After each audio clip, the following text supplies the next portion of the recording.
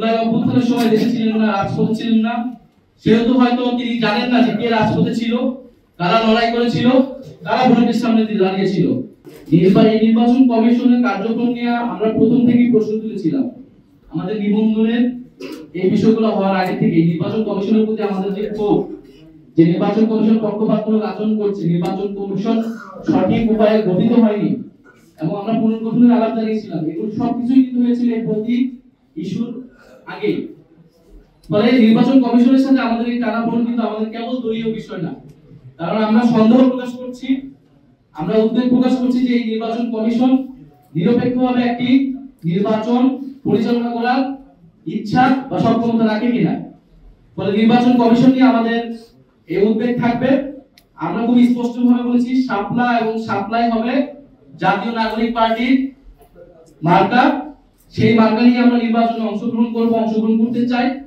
এখন যদি নির্বাচন কমিশন একটি সাংবিধানিক প্রতিষ্ঠান, তারা যদি আইন অনুযায়ী পরিচালিত না হয়, তারা যদি গায়ের জোরে অন্য কোনো প্রেসক্রিপশনে কোন সিদ্ধান্ত যায়, তাহলে তার প্রতিবাদ তো আমাদেরকে জানাতেই হবে এবং আমাদেরকে যদি নির্বাচনে এইভাবে অংশগ্রহণ করা থেকে বিরত রাখার অপচেষ্টা করা হয়, তাহলে অবশ্যই আমাদেরকে রাজপথে আমাদের একমাত্র জায়গা হবে। কিন্তু আমরা এটা চাই না। আমরা চাই নির্বাচনে অংশগ্রহণ করতে। আমরা খুবই একটা সহজ কথা বলেছি যে আপনি আমাকে একটা আইনি ব্যাখ্যা দিবেন যে কেন আমি শাপলা পেতে পারবো না, সাংবিধানিক আইনি একটা ব্যাখ্যা দিবেন, আমি অন্য প্রতীক নিয়ে নিব। আর যদি আপনি ব্যাখ্যা দিতে না পারেন, তাহলে আপনাকে এই প্রতীকটা দিতে হবে। আপনি আমাকে কেন দিবেন না সেটা আপনাকে স্পষ্ট করতে হবে আমার কাছে এবং জাতির কাছে।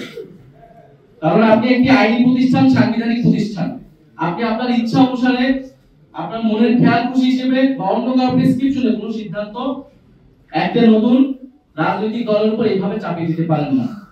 আরেকটি বিষয় আমি বলতে চাই, যেহেতু নির্বাচন খুবই দ্রুত এবং আমরাও নির্বাচনের প্রস্তুতি নিচ্ছি, খুবই দ্রুত আমাদের প্রার্থী তালিকা চূড়ান্ত হবে।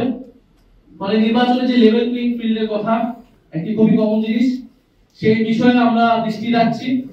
বিশেষত সরকারের জনপ্রশাসন মন্ত্রণালয় কিভাবে সিদ্ধান্ত নিচ্ছে, যে জনপ্রশাসন কমিটি গঠিত হয়েছিল এই মন্ত্রণালয়কে একটা নজরদারি এবং সুষ্ঠুভাবে পরিচালনার জন্য, সেই কমিটি সঠিকভাবে কাজ করছে কিনা, কিভাবে এই নিয়োগগুলো হচ্ছে সেখানে কোনো পক্ষপাত হচ্ছে কিনা, মেধা যোগ্যতার ভিত্তিতে সেখানে নিয়োগ বা পদায়ন বা বদলিগুলো হচ্ছে কিনা, এই বিষয়ে আমাদের যথেষ্ট সন্দেহ তৈরি হচ্ছে। আমরা পরবর্তী দিনগুলোতে এই বিষয়ে আমাদের আরো স্পষ্ট বক্তব্য উপস্থাপন করব।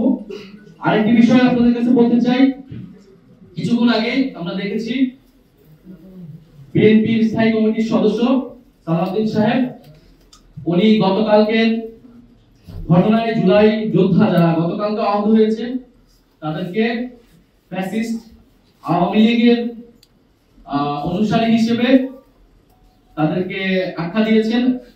আমরা তীব্র নিন্দা এবং প্রতিবাদ জানাচ্ছি এবং হয়তো তিনি ভুলবশত, হয়তো তার কাছে তথ্য না থাকার কারণে তিনি এরকমটা বলেছেন।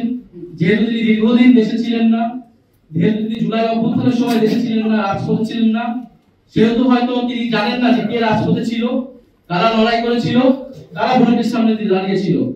আতিকুল গাজী যার হাত কাটা গিয়েছে, তাকে যখন ফ্যাসিস্ট আওয়ামী লীগের দোসর বলা হয়, যখন শহীদ মীর মুগ্ধের বাবাকে ফ্যাসিস্ট আওয়ামী লীগের দোসর বলা হয়, শহীদ ইয়ামিনের বাবাকে ফ্যাসিস্ট আওয়ামী লীগের দোসর বলা হয়, তাদের যে কোনো দাবির জন্যই, দাবির প্রেক্ষিতে, সেটা আমাদের জন্য খুবই কষ্টের, খুবই বেদনাদায়ক।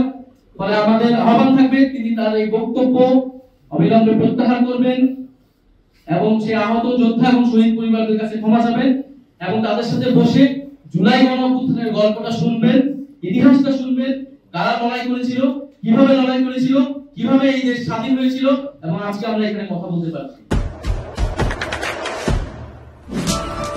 দেশে দেশে সবার সাথে দ্য নিউজ।